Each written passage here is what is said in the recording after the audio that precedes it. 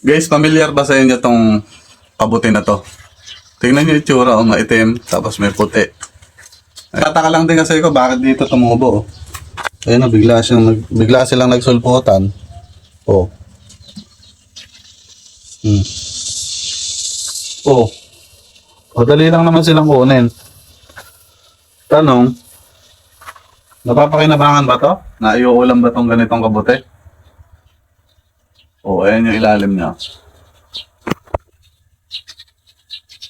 Ibig sabihin, kung ganito yung itsura niya, bata pa, di ba? Kasi may nakikita akong ganitong kulay itim na malalapad na yung pinakapayong niya. Bubo ka pa yan. Ha? Bobo ka. Magiging Bobo ka ganun. pa to, guys. Bobo Bubo ka. ka? Oo. Ayun ang yung magiging ganun. Ang dami. Ang dami, oh. Oh. May pinakamaliit pa nga, eh. Oh.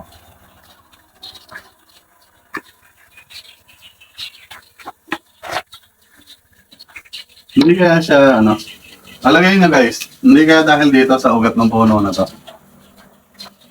Kasi nung nakarami, nakita rin ako mga kabuti dyan, pero kakaiba yung kabuti, hindi ganito.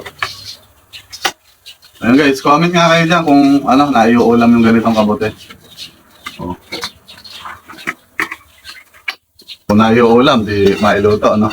Meron akong lugar na napupuntahan kasi dati, na ano, nag-uulam kami ng kabuti. Yung iba nga, kinukuha pa namin sa Ginikan. Ay, tengang daga yun. Yung sa may, yun, pengang daga. Ito, hindi ako sure kung naiuulam to. Comment nga kayo dyan kung naiuulam yung ganitong kabuti. Yan, para ano, maitabi muna. Baka may mag-comment dyan na pwedeng ulamin. Lulutuin natin mamaya.